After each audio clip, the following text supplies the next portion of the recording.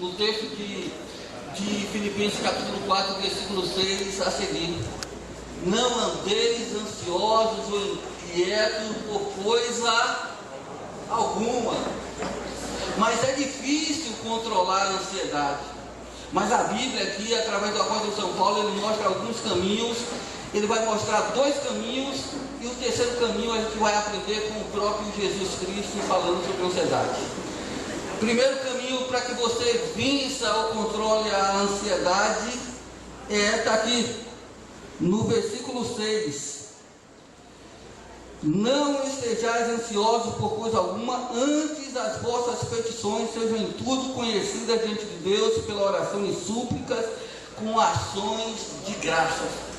A primeira maneira, o primeiro caminho para que você possa controlar ou vencer a ansiedade é apresentar as suas petições a quem? Não é o pastor José, não? Não é a mesa diretora? Não é o vereador ali, não? Antes você apresenta as suas necessidades, as suas petições a quem? Aquele que tudo pode. Não adianta procurar aquele que não tem poder para suprir a sua necessidade ou solucionar o seu problema. Paulo é muito claro: apresente a sua necessidade, e como estamos no final do ano, apresente a sua lista de desejos a quem? A quem? A Deus. Porque Ele vai ouvir a sua voz, o seu clamor. Davi diz assim: clamei ao Senhor, e Ele se inclinou para mim, e ouviu o meu clamor, e me deu salvação. Quem já experimentou isso na vida?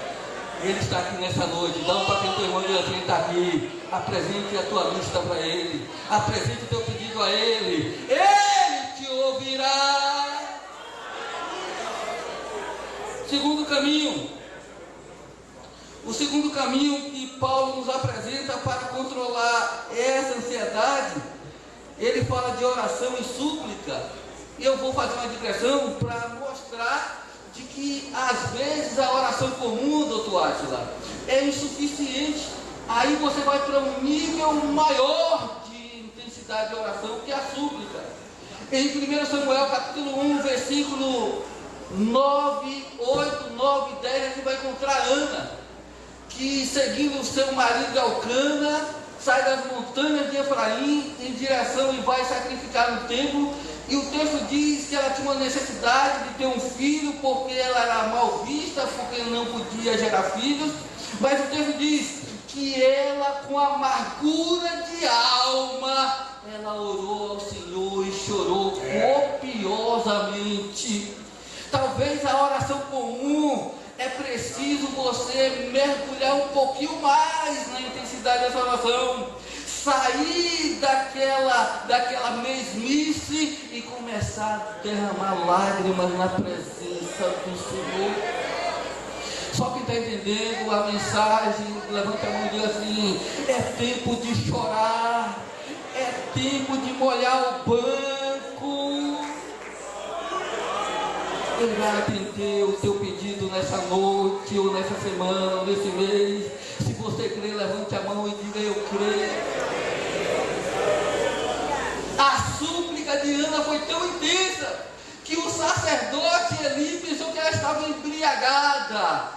Mas não era embriaguez, não. Era um coração que estava aflito. E na oração ela diz: Senhor, se o Senhor atentares para a tua serva e a aflição que está no seu coração, e lembrares de mim, eu, atendida, se for por ti, darei ao Senhor esse filho. E diz a palavra de Deus que aquele clamor, aquelas lágrimas foram captadas pelo Senhor, e o pedido de Ana foi atendido. Levante sua mão e diga assim: eu vou dar um basta nessa ansiedade e vou acreditar que Ele vai me atender.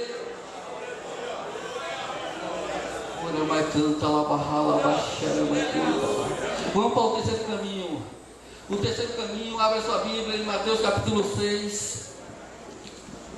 Mateus capítulo 6, terceiro caminho. O terceiro é o próprio Jesus que vai ensinar. Mateus capítulo 6, versículo 25 a seguir. Veja o que Jesus diz.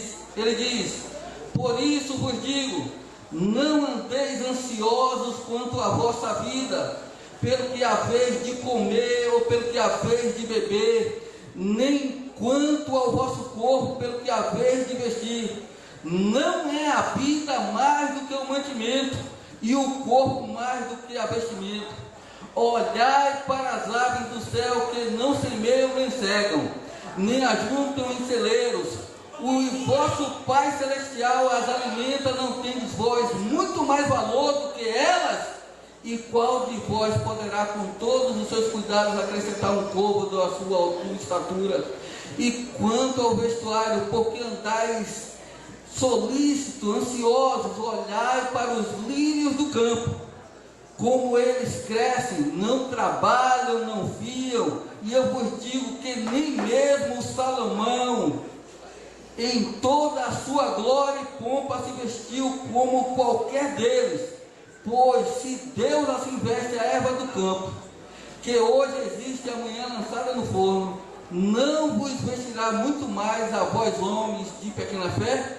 Não andeis, pois, ansiosos, dizendo: que comeremos, que beberemos, com que nos vestiremos, para qual campo eu irei, para qual congregação, qual departamento eu vou pegar? Não andeis ansiosos, porque a nossa vida está no controle daquele que tudo pode, que tem toda a autoridade. Que cargo eu vou pegar? Qual a posição que terei no próximo ano? Tudo isso, queridos, é coisa que está no controle do Senhor, porque nós não podemos controlar a nossa altura, nós não podemos controlar nem o dia de amanhã, mas Ele controla o tempo, as estações, controla todas as coisas. Quem pode, levante a mão, glorifica Ele. Ele está nesse lugar, porque todas essas coisas os gentios procuram, de certo? Vosso Pai Celestial bem sabe que necessitais de todas essas coisas, mas buscais primeiro o reino de Deus e a sua justiça, e todas essas coisas vos serão acrescentadas. Não vos inquieteis, pois, pelo dia de amanhã, porque o dia de amanhã cuidará de si mesmo. Basta a cada dia o seu mal. O terceiro caminho é confiar em Deus.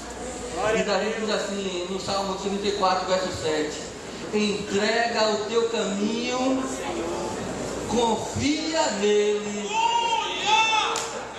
confia nele, confia nele, e ele tudo fará. Você